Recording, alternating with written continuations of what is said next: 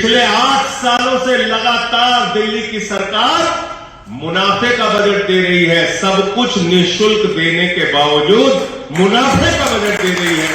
यह है दिल्ली की सरकार, यह है आम आदमी पार्टी। यहां पत्ता भी नहीं हिल सकता नरेंद्र मोदी जी की बगैर। भारत की सबसे भ्रष्ट पार्टी का नाम क्या है? भारतीय जनता पार्टी।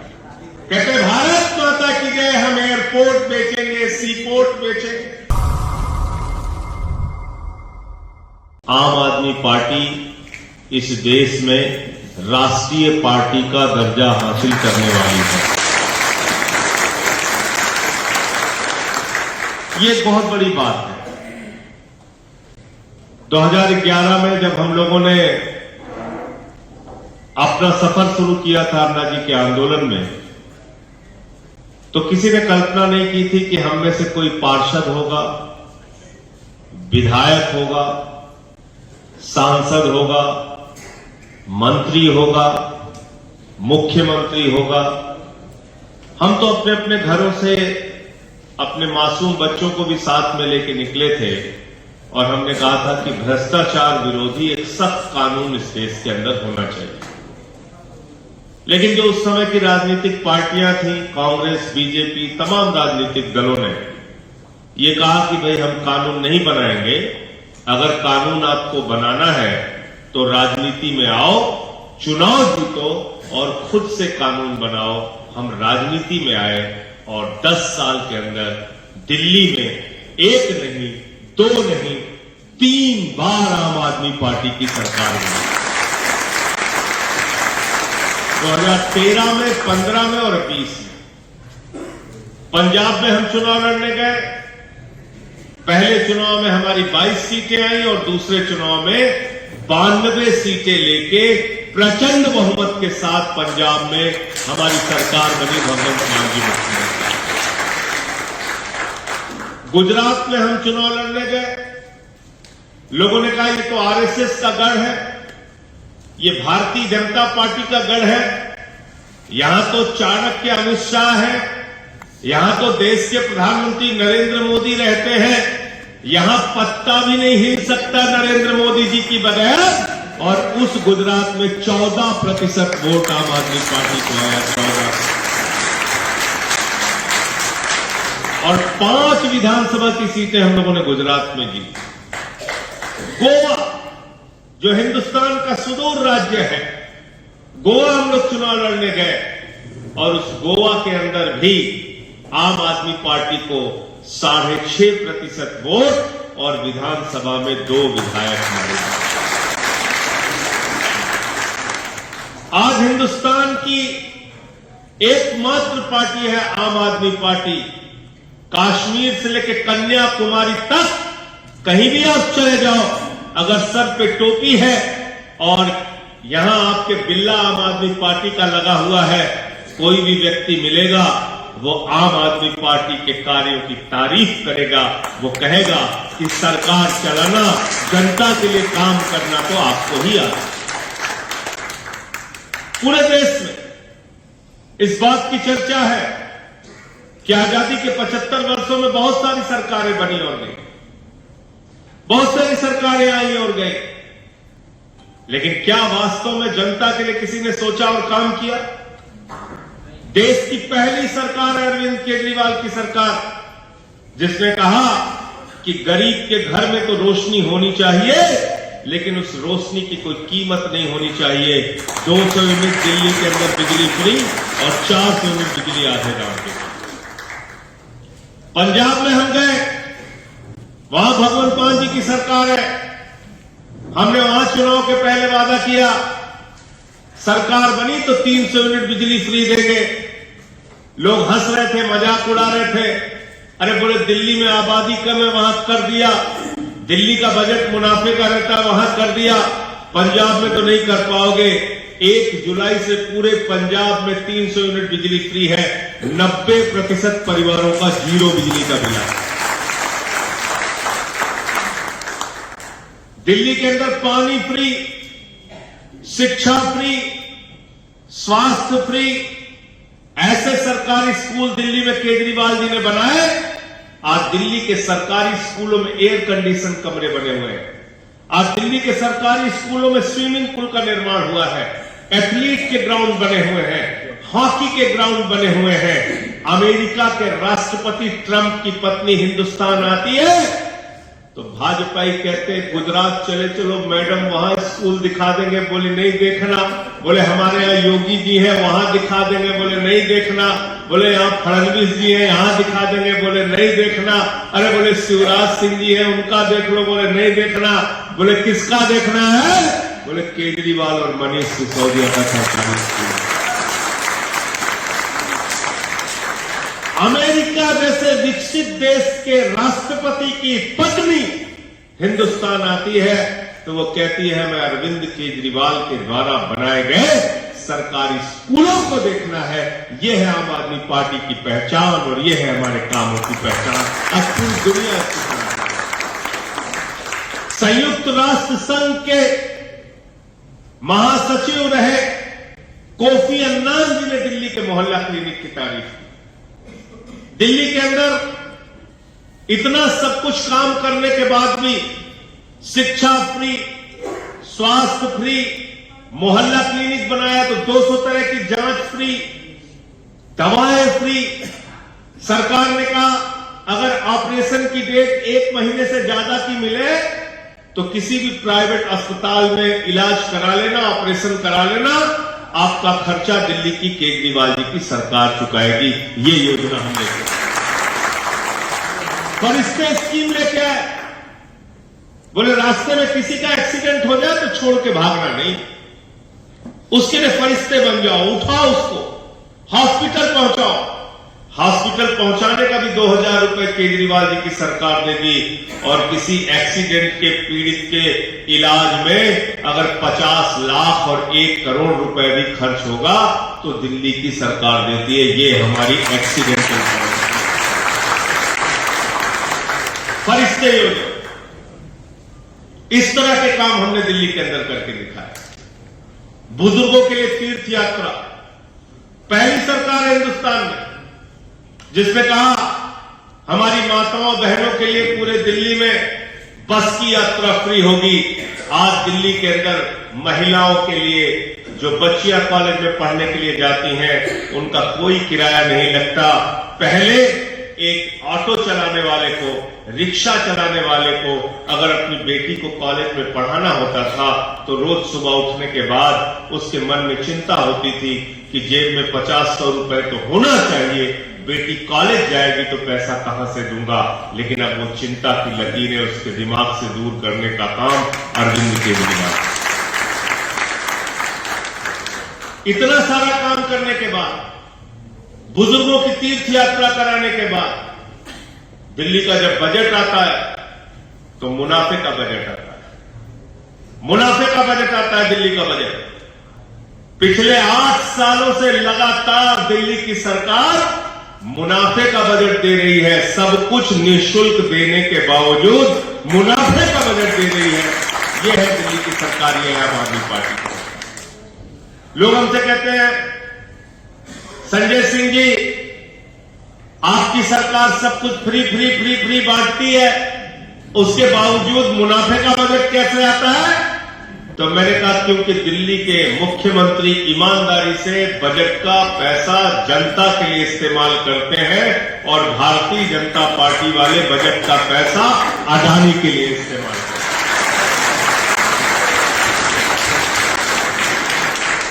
गलत तो नहीं कह रहा हूं? सरकार के पास जो पैसा है उस पैसे का सदुपयोग शिक्षा के लिए, स्वास्थ्य के लिए, बिजली के लिए, पानी के लिए, आपकी तरक्की के लिए किया जाए तो सरकार के खजाने में पैसे की कमी नहीं है। लेकिन सरकार के पास जो पैसा है वो पैसा उठा के अडानी अडानी अडानी अडानी को दे दिया जाए तो सरकार भी कंगाल होगी और देश भी कंगाल बना दिया जाएगा। और इसी काम में नरेंद्र मोदी जी लगे हैं। इसीलिए हम लोगों ने सड़क से लेकर संसद तक नारा लगाया कि मोदी अडानी भाई भाई और देश बेच के, मोदी अडानी भाई भाई और देश बेच के। ये कोई मामूली लूट नहीं है साहब। किस तरीके से इस देश को लूटा जाता है। किस तरीके से भ्रष्टाचार किया जाता है। आज भ्रष्टाचार के सारे कीर्तिमान इस सरकार ने तोड़ दिए, सारे कीर्तिमान तोड़ दिए। मैं तो कहना चाहूंगा कि आजादी के बाद से लेकर अगर आज तक की सबसे भ्रष्ट सरकार हिंदुस्तान में कोई है तो नरेंद्र मोदी जी की सरकार है। देश की सबसे भ्रष्ट सरकार नरेंद्र मोदी की सरकार। और इस बात मैं क्यों कह रहा हूं ये बात? अब तक आपने सुना होगा घोटाला 2000 करोड़, 4000 करोड़, 68 करोड़, 70 करोड़। इन्होंने क्या क्या घोटाला किया? 38 फर्जी कंपनियां अडानी और उसके भाई ने मिलकर विदेशों में बनाई। एक पते पर 6 कंपनी मॉरिशस में बनाई और उस 6 कंपनी से 42,000 करोड़ रुपए हिंदुस्तान की कंपनी में लगा, अडानी की कंपनी में। अगर 10वीं के बच्चे को बोल दिया जाए कि बताओ इसमें भ्रष्टाचार हुआ कि नहीं हुआ, वो भी बता देगा। मॉरिशस में एक पते पर 6 कंपनी, उसमें कर्मचारी कितने पता नहीं, उस कंपनी की आमदनी का जरिया क्या है पता नहीं, वो कंपनियां बनाती क्या है पता नहीं, और उन कंपनियों से उठाकर 42,000 करोड़ रुपए अडानी की कंपनी में लगाया गया, हिंदुस्तान में लगाया गया। ये पैसा काला धन है और ये काला धन नरेंद्र मोदी और भारतीय जनता पार्टी का है, जिस बात को केजरीवाल जी ने कहा। इसीलिए इसकी अगर जांच होगी तो देश के प्रधानमंत्री सहित सारी की सारी भारतीय जनता पार्टी इस घोटाले और भ्रष्टाचार में फंसेगी।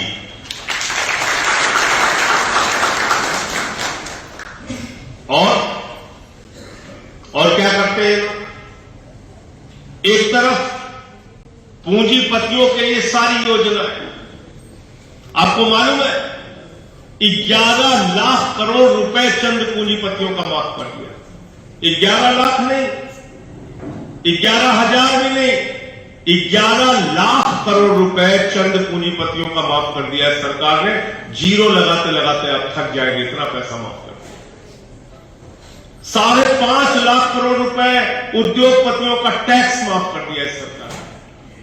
अकेले अडानी को 2.5 लाख करोड़ रुपए का कर्जा दिया, 2.5 लाख करोड़ रुपए का कर्जा। प्रीति जी को अगर अभी किसी बच्चे की पढ़ाई के लिए 2.5 लाख रुपए का कर्जा लेना हो, चप्पल घिस जाएगी, कर्जा नहीं मिलेगा। 2.5 लाख का कर्जा नहीं मिलेगा।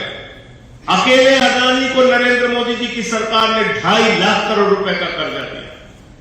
86,000 करोड़ रुपए का कर्जा माफ किया अडानी का। अडानी को ऑस्ट्रेलिया में कोयले की माइनिंग दिलवाई, अडानी को बांग्लादेश में पावर प्लांट दिलाया, अडानी को पूरे दुनिया में ठेका दिलाने का श्रीलंका में पावर प्रोजेक्ट दिलाया। अब देश के प्रधानमंत्रियों की ठेकादारी का काम कर रहे हैं, बताओ। अब घूम घूम के ठेके दिला रहे हैं। अब प्रधानमंत्रियों की आप सेल्समैन बन गए। आप बताइए 2.5 लाख करोड़ का कर्जा, 86,000 करोड़ का कर्जा माफ, और वो व्यक्ति क्या कर रहा है? दुनिया में 38 फर्जी कंपनियां खोल के लाखों करोड़ रुपए अपनी कंपनी में लगा रहा है भारत के अंदर। अब आप पूछेंगे इसका क्या फायदा और नुकसान है? अपने कंपनी के शेयर को ओवर वैल्यू कर रहा है, यानी माल है 100 रुपए का और उसका दाम दिखाया जा रहा है 1,000 रुपए। अपनी कंपनियों के शेयर को जानबूझ के बढ़ा रहा है, फर्जी तरीके से बढ़ा रहा है, और जब शेयर के दाम बढ़ जा रहे हैं तो बैंकों में जा रहा है और बैंकों से कर्जा उठा रहा है। मतलब समझ गए? कीमत है 100 रुपए की, बता रहा है मेरी हैसियत है 1,000 रुपए की, और बैंकों से कर्जा 500-700 रुपए ले रहा है। कह रहा है भाई 1,000 रुपए की इसकी हैसियत है, 500-700 रुपए कर्जा दे दो, क्या दिक्कत है? और इसमें किसका किसका पैसा डूब रहा है? ये बातें मैं आपसे इसलिए लंबी कर रहा हूं कि थोड़ा जाइए और बताइए, लोगों को समझ में आना चाहिए कि अडानी का मसला क्या है। इसमें किसका पैसा लग रहा है? LIC का पैसा, SBI का पैसा, PNB का पैसा, बैंकों का पैसा। LIC में 40 करोड़ लोगों ने अपनी पॉलिसी ले रखी है, 40 करोड़ लोगों ने। SBI में 41 करोड़ लोगों ने अपना पैसा जमा किया पूरे हिंदुस्तान के अंदर। बेटी की शादी करनी हो तो अपने बचत का पैसा आदमी एलआईसी में लगाता है। बुढ़ापे में पेंशन चाहिए तो अपने बचत का पैसा आदमी एलआईसी में लगाता है। छोटा मोटा मकान बनवाना हो तो बचत का पैसा एलआईसी में लगाना है। कोई छोटी मोटी मुसीबत आ जाए उसके लिए पैसा रखना हो तो एक मजदूर हो, रिक्शे वाला हो, छोटा कर्मचारी हो तो अपना पैसा एसबीआई में जमा करता है। आपका पैसा मालूम है कितना पैसा उठा के दे दिया? अकेले एसबीआई ने 27,000 करोड़ रुपए का लोन दिया हुआ है और अकेले एलआईसी का जो शेयर का दाम था अडानी में वो दाम था 87,000 करोड़ रुपए, 87,000 करोड़। और 50 दिन के अंदर एलआईसी में जो शेयर के दाम गिरे वो 50,000 करोड़ रुपए गिरे, 50,000 करोड़। क्या कहते हैं बेईमान? कहते हैं अरे 1% लोन दिया, 1% लोन दिया। क्यों हल्ला मचा रहे हैं संजय सिंह जी? 1% तो लोन दिया। कितने लोगों का खाता है? कितने लोगों की पॉलिसी है? कितने? 1% कितना हुआ? कितना हुआ 1%? 40 लाख। कितना हुआ? 40 लाख। न्यूनतम 40 लाख लोगों का पैसा उठाकर एक आदमी को दे रहे हो, कहते 1%। 40 लाख लोगों की आमदनी उठा के आप दे रहे हो एसबीआई की एक आदमी को कह रहे 1%। ये किसको बेवकूफ बना रहे हो? कहते हैं अडानी तो पहले से अमीर था। मैंने कहा कितना अमीर था? 2014 में उसकी संपत्ति थी 37,000 करोड़, 2018 में उसकी संपत्ति हुई 59,000 करोड़, 2020 में उसकी संपत्ति हुई 2.5 लाख करोड़ और 2 साल में कोरोना की महामारी में जब पूरा हिंदुस्तान और दुनिया बर्बाद हो रही थी, अडानी मोटा माल कमा रहा था, उसकी संपत्ति हो गई 13 लाख करोड़ रुपया। कितना? 13 लाख करोड़ रुपए। तो सवाल क्या है? जो पूछते हैं केजरीवाल के पास पैसा कहां से आता है, केजरीवाल के पास पैसा कहां से आता है? केजरीवाल जनता का पैसा बच्चों की शिक्षा के लिए, स्वास्थ्य के लिए, बिजली के लिए, पानी के लिए, सड़क के लिए, अस्पताल के लिए लगाते हैं। और नरेंद्र मोदी जनता का पैसा बैंकों से लूटकर अडानी के ऊपर लुटाते हैं। ये फर्क है हमारी अर्थव्यवस्था का। हम जनता के लिए बात समझ में आ गई? समझ में आई कि नहीं? 13 लाख करोड़ रुपए का मतलब है क्या? मतलब है कितने सारे अस्पताल देश में बन जाएंगे, कितने सारे स्कूल बन जाएंगे, कितनी सड़कें बन जाएंगी, नौजवानों को कितना रोजगार मिल जाएगा, फसल का दाम किसानों को मिल जाएगा। लेकिन नहीं, आपको तो कहते हैं हिंदू मुसलमान में जुटे रहो बेटा, लड़े रहो आराम से, हमारा धंधा चल रहा है, हमारा धंधा चल रहा है। हम आपको बेवकूफ बनाते रहेंगे, मोदी जी कहते हैं। कैसे बेवकूफ बना रहे हैं? कैसे बेवकूफ बना रहे हैं? और मैंने तो भाजपाइयों से कहा, मैंने कहा भाजपाइयों जब तुम जोर जोर भारत माता की जय लगाते हो, मुझे लगता है कोई फैक्ट्री बिकने वाली है। कहते भारत माता की जय, हम भारत की रेलवे बेचेंगे। कहते भारत माता की जय, हम steel authority of India limited बेचेंगे, कोल इंडिया बेचेंगे, स्टील बेचेंगे, सीमेंट बेचेंगे। कहते भारत माता की जय, हम एयरपोर्ट बेचेंगे, सी पोर्ट बेचेंगे। कहते भारत माता की जय, हम मुनाफे की कंपनी बीपीसीएल बेचेंगे, एलआईसी बेचेंगे, बैंक बेचेंगे। तो एक तरफ भारतीय जनता पार्टी के लोग हैं जो कहते हैं भारत माता की जय, हम भारत की संपत्ति को बेचेंगे। दूसरी तरफ आम आदमी पार्टी के कार्यकर्ता और नेता अरविंद केजरीवाल जी हैं जो कहते हैं भारत माता की जय, हम आपके बच्चों के लिए अच्छे स्कूल बनाएंगे। फर्क समझ में आ गया? अर्थव्यवस्था का फर्क समझ में आ गया? वो अर्थव्यवस्था चलाते हैं कुछ चंद लोगों के लिए और हम अर्थव्यवस्था को चलाते हैं करोड़ों लोगों के लिए, आम आदमी के लिए। और इसलिए आम आदमी पार्टी का पूरे देश में आना जरूरी है, क्योंकि हमारी जहां सरकार बनेगी आम आदमी के लिए काम करेंगे और मोदी जी की जहां सरकार बनेगी वो अडानी के लिए काम करेंगे कि नहीं करेंगे। और क्या सोच है मोदी जी की। प्रीति शर्मा बोलती हैं, कहती हैं हमें अच्छे स्कूल बनवाना है। महाराष्ट्र में हमारे पास सरकार नहीं है, फिर भी हम लोगों ने एक मोहल्ला क्लिनिक खोला था, नहीं खोला? खोला था मोहल्ला क्लिनिक। रूबिन खोला था ना, याद है? खोला था, मैं उसके उद्घाटन में आया।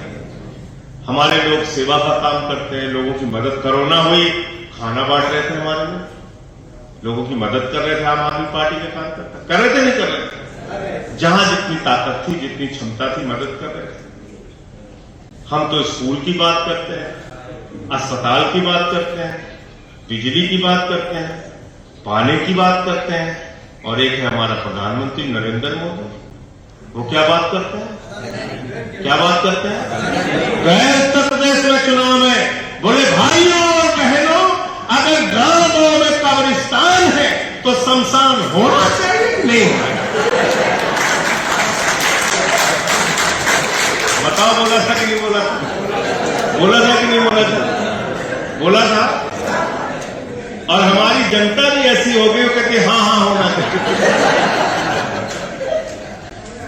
जिस देश का प्रधानमंत्री गांव गांव में शमशान बनाने की सोच रखता है, वो हिंदुस्तान को कभी भी आगे लेके जा नहीं सकता। हमको ऐसी पार्टी चाहिए जो स्कूल और अस्पताल बनाने की सोच रखती हो, जो सड़कें और फैक्ट्रियां बनाने की सोच रखती हो, जो देश को तरक्की पर रास्ते पर ले जाने की सोच रखती हो। हिंदुस्तान का प्रधानमंत्री अगर शमशान बनाने की सोच रखेगा तो भारत को कभी आगे। और ऐसा आप सपनी आदमी है, शमशान बोला, कोरोना आ गया, पूरे गांव में शमशान बन गया, नहीं बन गया? इसलिए थोड़ा सावधान होकर हामी भरा करो भाई साहब, सावधान होकर हामी भरा। प्रधानमंत्री कह रहा है हमें शमशान बनाना है, शमशान बनाना है। बताओ, ये लोग देश को आगे ले जाएंगे। इनसे गुंडागर्दी करा दो, झगड़े कराने हो, मारपीट कराना हो, हिंदू मुसलमान के नाम पे झगड़े कराना, उस काम में लोग आगे। ये कोई तरक्की नहीं करेंगे। इनका दिमाग ही नहीं है तरक्की की तरफ। इनका दिमाग ही नहीं है आपके बच्चों को पढ़ाने के लिए। इनका दिमाग ही नहीं है कि आपकी जिंदगी में, आप सोचिए, अग्निवीर योजना लेके आए, कितनी खतरनाक योजना है। छोड़ दीजिए, एक बार रोजगार को किनारे भी कर दीजिए, चलो ठीक है, रोजगार तुम नहीं दे पा रहे हो, किनारे कीजिए। लेकिन आप सोचिए कि भारत की सुरक्षा के साथ कितना बड़ा खिलवाड़ है, भारत माता की सुरक्षा के साथ कितना बड़ा खिलवाड़ है, भारत की सीमाओं की सुरक्षा के साथ कितना बड़ा खिलवाड़ है।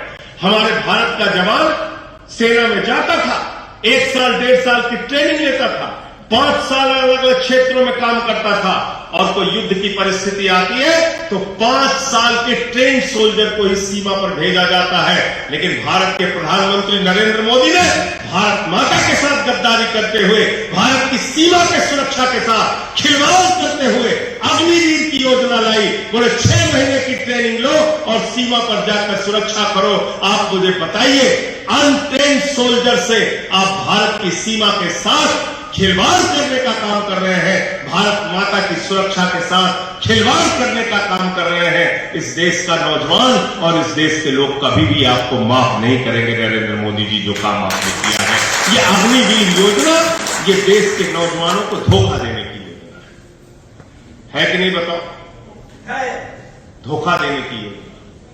यही काम किसान के साथ किया, यही काम किसान के साथ किया, यही काम माताओं बहनों के साथ किया, यही काम अभी बुजुर्गों के साथ। हमारे बुजुर्ग जितने बैठे रहते हैं पार्कों में, मैंने भी उनको कहा, मैंने कहा 28 करोड़ लोगों के पीएफ का पैसा उठाकर मोदी जी ने शेयर मार्केट में लगा दिया। कितना पैसा लगाया मालूम है? 1,57,000 करोड़ रुपए पीएफ का पैसा, भविष्य निधि का पैसा। आप मुझे बताओ, शेयर क्या है? जुआ है, कभी बढ़ा कभी घट गया। अडानी को पैसा अगर बांट रहे हो, उसका शेयर डूबेगा तो पीएफ का पैसा जिनका जिनका लगा है डूब जाएगा। डूबेगा या नहीं डूबेगा? तो जाइए गली मोहल्लों में सबको बताइए इन सारे मुद्दों पर, सबके बीच में जाइए और बताइए किसकी अर्थव्यवस्था चाहिए। एक केजरीवाल की इकोनॉमिक्स से अर्थव्यवस्था है जो सबके भले की बात करती है, और एक नरेंद्र मोदी की अर्थव्यवस्था है जो अपने मित्रों को भले की बात करती है। सिर्फ मित्रों मित्रों मित्रों, आज पूरे देश में कार्यालय बढ़िया बढ़िया हाईटेक कार्यालय बना रहे हैं। बोले जी बहुत बढ़िया कार्यालय बना। मैंने कहा ये कार्यालय, ये अडानी भवन है, ये भाजपा का कार्यालय नहीं है, अडानी के पैसे से बना हुआ बीजेपी का दफ्तर है। ये अडानी के पैसे से बना हुआ बीजेपी का दफ्तर है। महंगाई की हालत क्या हो गई इस देश के अंदर? दूध महंगा, छाछ महंगा, दही महंगी, चावल महंगा, आटा महंगा, क्या क्या महंगा नहीं कर दिया, दवाएं महंगी कर दी, गैस का सिलेंडर महंगा कर दिया नहीं कर दिया? गैस का सिलेंडर महंगा कर दिया और कहते हैं 5 किलो राशन लेके खुश रहो।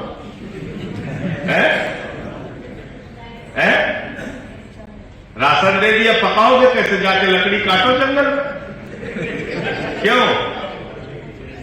और नाले की गैस। और एक बार बुद्धिमान भी बहुत है हमारे प्रधान, बहुत बुद्धिमान है।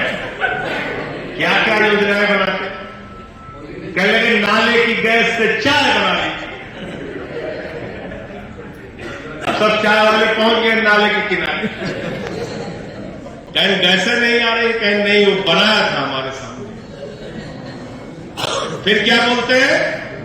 अब आप सोचिए कि अगर ऐसा व्यक्ति भारत का प्रधानमंत्री रहेगा, कोई अनपढ़ व्यक्ति अगर भारत का प्रधानमंत्री बन जाए तो कितने खतरे हो सकते हैं। हमारे देश के प्रधानमंत्री अगर युद्ध के समय में ये कहेंगे कि भाई बादल है, हवाई जहाज लेके चले जाओ, रडार में नहीं है, तो ये देश के सामने संकट आ जाएगा नहीं आ जाएगा? फिर क्या बोले? बोले सिकंदर जब बिहार में आया था तो बिहारियों ने मार के भगाया। इतिहासकार खोजने लगे सिकंदर कभी बिहार गए हैं।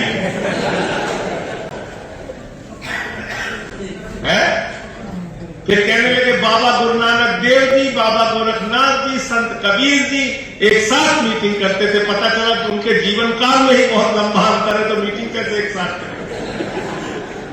कुछ भी हमारे प्रधानमंत्री बोल जाते। एक जगह कनाडा में गए, बोले A square plus B square plus T square plus C square फिर होल स्क्वायर फिर इंटू स्क्वायर, यानी क्या क्या स्ट्रेंथ की अंग्रेजी नहीं बोल पाए। कितना मजाक उड़ाते हैं देश का, कितना मजाक उड़ाते हैं देश का पूरे दुनिया में है।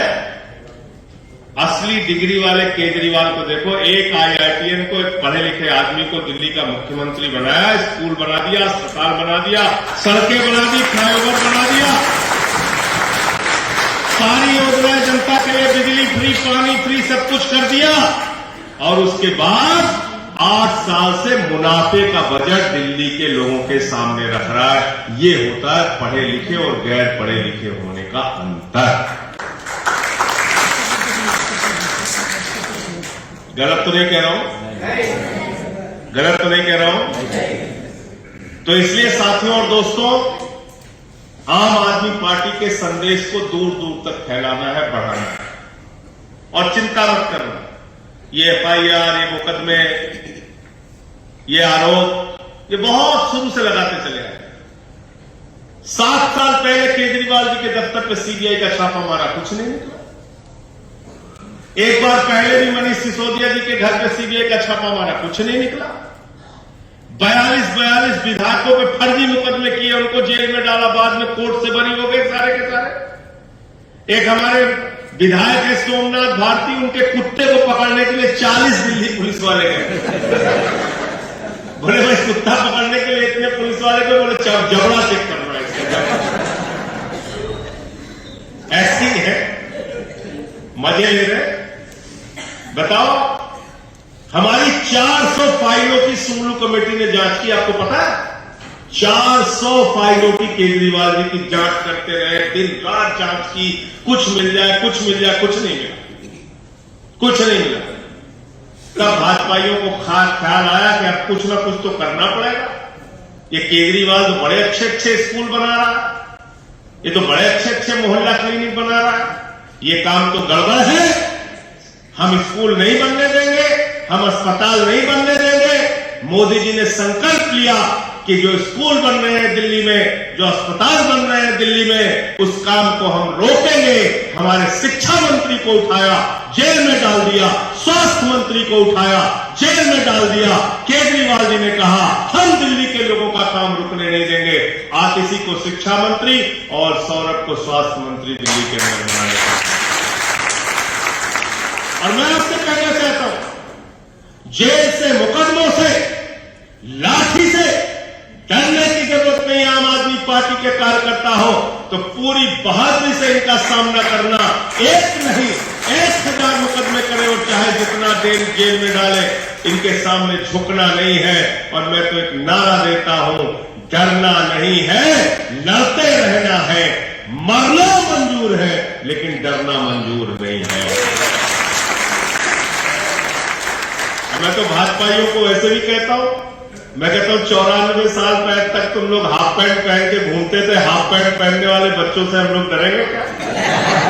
डरे हैं? बताओ, इनसे डरने की क्या जरूरत है? इनसे लड़ेंगे। और जो भी बदमाशी करेंगे ये लोग, जो भी बेईमानी भ्रष्टाचार करेंगे, उसको जनता के सामने उजागर करने का काम करेंगे। मोदी जी 7 फीट की दूरी पे थे, मैंने नारा लगाया, मोदी अडानी भाई भाई देश बेच के खाई चलाई, 1.5 घंटे में 4 बार पानी पिए क्या? भाषण नहीं दे पा रहे थे ठीक से। इसलिए इनसे डरने की जरूरत नहीं, इनसे लड़ना हो, इनसे लड़ना हो। और साथियों और दोस्तों, मैं एक बात और आपको साफ कर देना चाहता हूं, ये सिर्फ सत्ता के वीर हैं। जिस दिन इनके साथ हाथ में सत्ता नहीं होगी, चूहे की तरह किसी बिल में नजर आएंगे। इससे ज्यादा इनकी हैसियत और औकात नहीं है। चूहे की तरह बिल में नजर आएंगे। लेकिन इनको अगर रोकना चाहते हो, इनकी नफरत की राजनीति को रोकना चाहते हो, देश में जो बेईमानी और भ्रष्टाचार का इनका धंधा चल रहा है, उसको अगर रोकना चाहते हो, तो आपको ध्यान से सोचकर काम करना पड़ेगा। और इनकी जो भाजपा की वॉशिंग मशीन है, इसको जनता के सामने उजागर करना पड़ेगा। अब तक हमने निरमा वॉशिंग पाउडर सुना, सर्फ वॉशिंग पाउडर सुना, रिन वॉशिंग पाउडर सुना। ये बीजेपी का जो नया बीजेपी वॉशिंग पाउडर आ गया है, इसकी असलियत जनता को बतानी होगी। बीजेपी वॉशिंग पाउडर क्या है?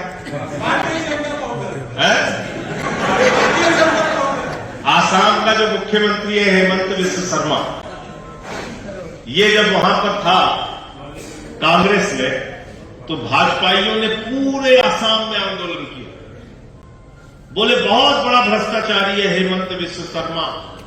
उसके नाम पे एक बुकलेट जारी की भाजपाइयों ने, हमने नहीं, आम आदमी पार्टी ने नहीं। किसने जारी की? बीजेपी वालों ने जारी की। वाटर घोटाले के नाम से बुकलेट जारी की हेमंत बिस्व शर्मा के खिलाफ। सीबीआई की जांच शुरू हुई शारदा स्कैम में। जैसे ही जांच शुरू हुई, उस हेमंत बिस्व शर्मा ने कहा बीजेपी वॉशिंग पाउडर चाहिए, बीजेपी वॉशिंग पाउडर। आ जा बेटा।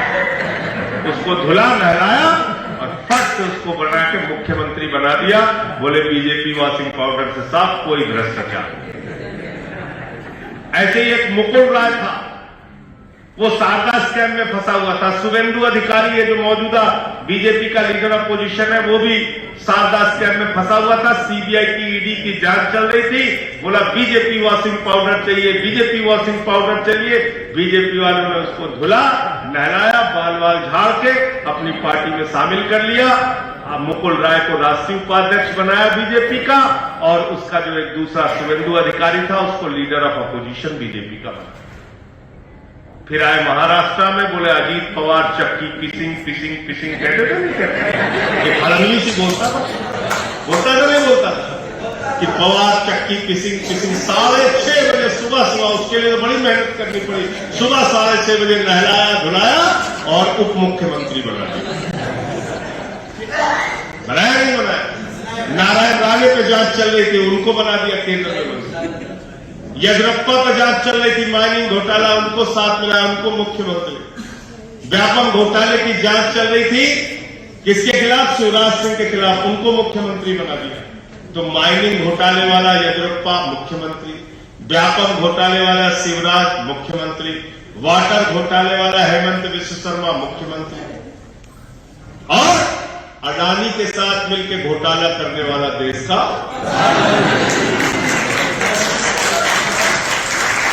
है कि नहीं? है कि नहीं? तो ये आपको सलाह देंगे। ये आम आदमी पार्टी वालों से सवाल पूछते हैं।